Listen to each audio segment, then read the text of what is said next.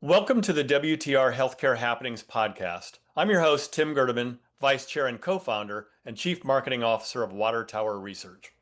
In today's special WTR Healthcare Happenings Flashcast podcast episode, I'm being joined by my healthcare equity research colleague, Robert Sassoon, to discuss the lure of NASDAQ for biotech listings in the U.S. Good morning, Robert.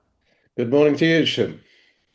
Robert, what structural and cultural factors make NASDAQ the dominant listing choice for biotech firms compared to NYSE? Okay, so Tim, Nasdaq's dominance as the primary venue for biotech is rooted in its reputation, the exchange's reputation as the cultural home for innovation technology. So structurally, the exchange offers a specialized ecosystem where more than 90% of US listed biotech companies actually reside, including approximately, I think, 420 pre-revenue or clinical stage firms, compared to just around 40 on the NYSE American, which is the small caps sub exchange of the NYSE. So culturally, while the NYSE is home to the majority of big pharma giants, I think eight out of the top 10 global giants are listed on the NYSE as opposed to the Nasdaq. Nasdaq is viewed as the preferred environment for smaller, innovative, more nimble firms. So Nasdaq has cultivated a deep, self-reinforcing life sciences ecosystem. Its flagship Nasdaq Biotechnology Index (MBI) admits only Nasdaq-listed biotech and pharma companies, and I think as of the end of last year, there are around 262 constituents. And that index really currently anchors biotech-focused analysts, specialized funds, and sector-specific benchmarks. Nasdaq's own research notes a historical 98% win rate in attracting US biotech IPOs, so that underscores the sector's long-standing preference and network effects. I would like to add that over the past 5 years, there have been around 130 voluntary transfers from the NYSE to the Nasdaq, which those numbers include actually the likes of Walmart and Kimberly-Clark, which are really old world names that have become new world names. But out of that 130, only three biopharma companies have transferred. Helus Pharma, which is the rebranded Cybin, is the latest amongst them. So all in all, there's only 2% of the voluntary exchange transfers that have occurred since 2020. And why is that? Because most of the publicly traded biotechs trade on the Nasdaq to begin with. That's really interesting, Robert. I know our listeners will appreciate the granularity of that answer. To what extent does access to capital, whether it be through mechanisms like secondary offerings or ETF-driven liquidity, ultimately drive the decision for biotechs to list on NASDAQ rather than NYSE? Well, access to capital is the critical factor influencing biotech listing decisions, I believe. Nasdaq provides deep liquidity supported by biotech-focused ETFs such as IBB and XBI, which primarily track Nasdaq-listed companies. Now, this ETF-driven liquidity enhances trading volumes, investor interests, making it easier for companies to raise funds through secondary offerings.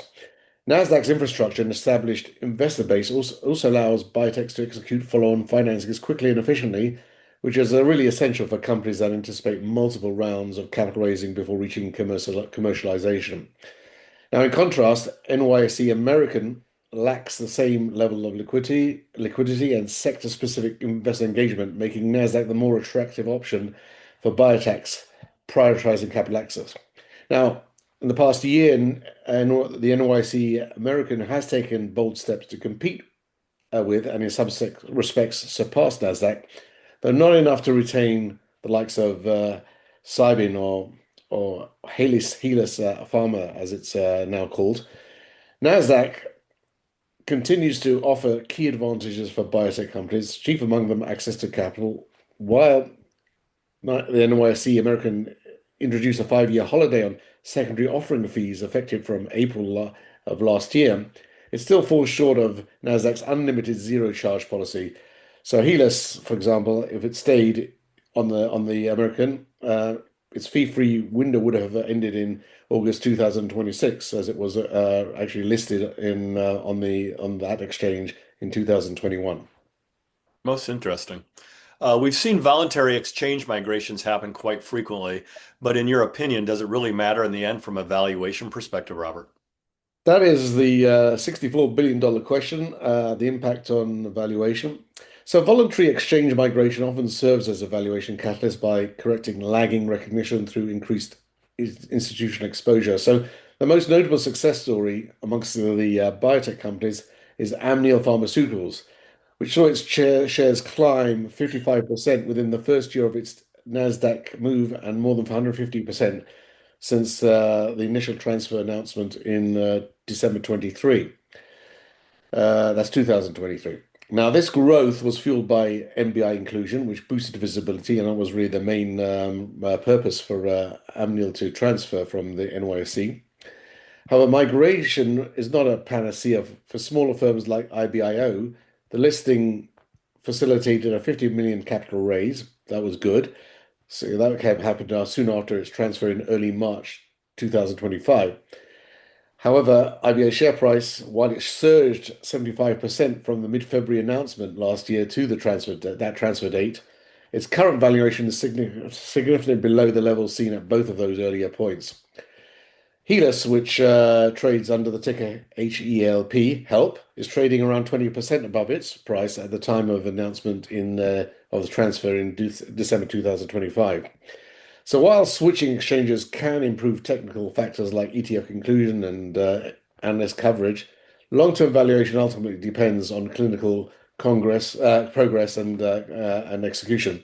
I would say that NASDAQ does offer a more engaged investor base for biotech milestones if they're achieved. That's great, Robert. Very, very insightful comments. I appreciate your time today and be well. Thank you. Thank you for listening, and don't forget to subscribe, as well as visiting www.watertowerresearch.com to stay up to speed on the company's small cap written research reports, podcasts, fireside chats, industry-specific symposiums, and conference schedules. We will see you next time for another edition of the WTR Healthcare Happenings podcast. Finally, a special thanks to the producer and editor of the podcast, Krista Fitzpatrick.